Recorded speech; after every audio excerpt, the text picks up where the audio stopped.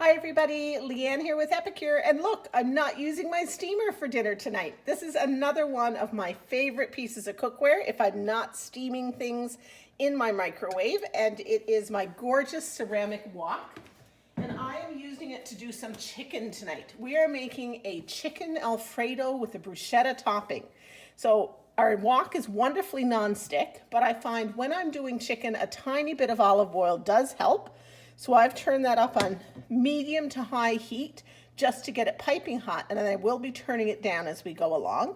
You can see that there's a sheen on the olive oil. That means it's getting nice and hot.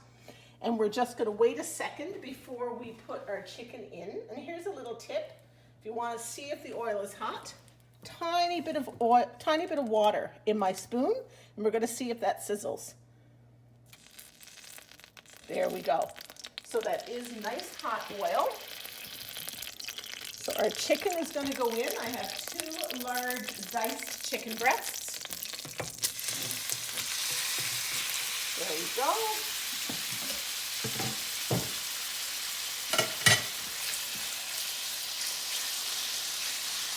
And we are going to season that up so it's not plain chicken. And look at this. I love this about the wok. Here on the handle, I've got my fantastic saute spoon. That's that really sturdy stainless steel core, coated in silicone. It just tucks right in there, really neat and tidy, and it's gonna stay nice and cool for my hand. So we're gonna let the chicken do its thing for a moment, and I'm going to grab my marinara seasoning,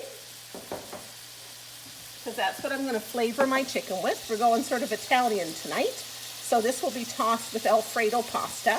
I'll season the chicken with marinara and SPG. This is what I use as like an all-purpose seasoning. It's a combination of salt, pepper, roasted garlic, and parsley. And at this point, I'm sure if you're not dessert, if you stand still long enough in my kitchen, I will sprinkle a little SPG on you.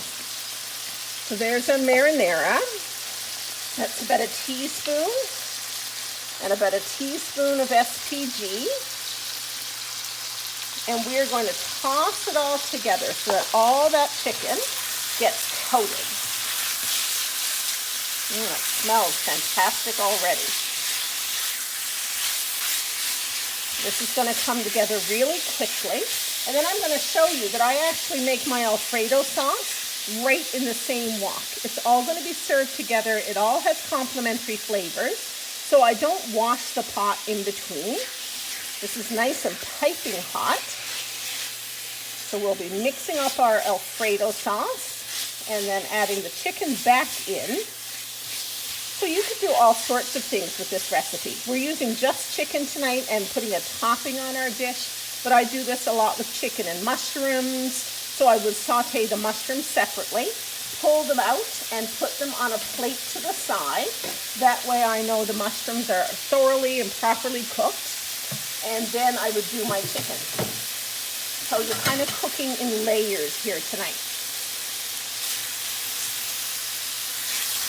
So our chicken is moving right along. Smells amazing. And I can guarantee you this dish is restaurant quality. It'll give any Italian restaurant a run for its money. And I love that you can whip this up at home really quick and easy. So instead of paying $15 to $20 an entree, we're probably spending $15 for the entire meal for the family of 4 of us to eat dinner tonight with the pasta and a salad on the side.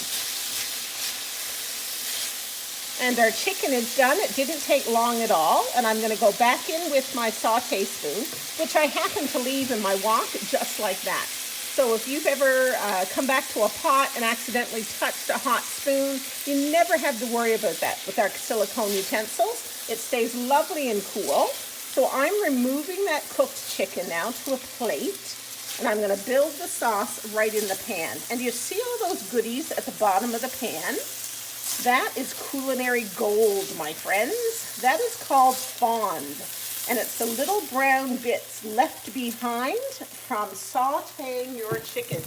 That is full of big, big flavor. I'm just going to move it to the side so it doesn't overheat.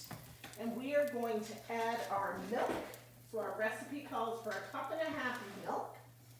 So using my handy dandy prep bowl, in it goes.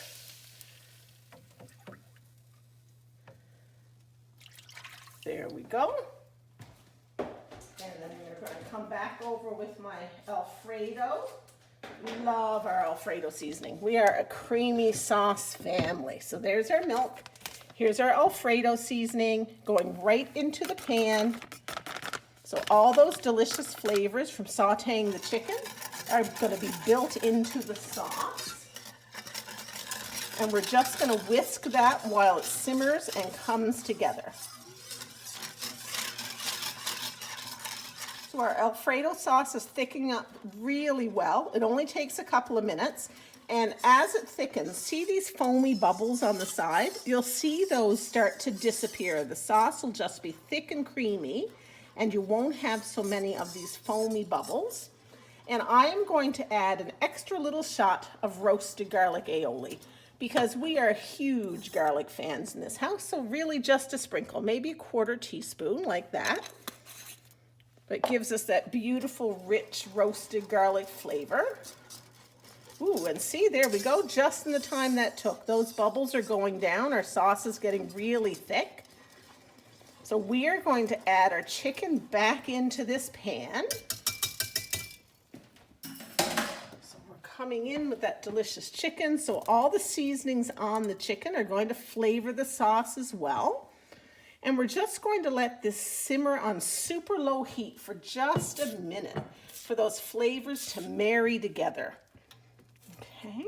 This is also a delicious recipe with seafood. If you adore seafood, actually the exact same spices used with shrimp and scallops.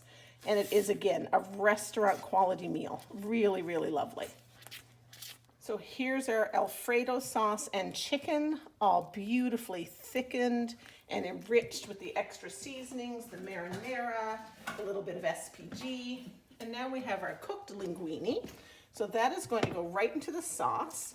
And here is a really awesome restaurant trick. If you've ever had pasta in a restaurant and wondered, why is it so flavorful? Like the actual pasta tastes like the flavors of the sauce.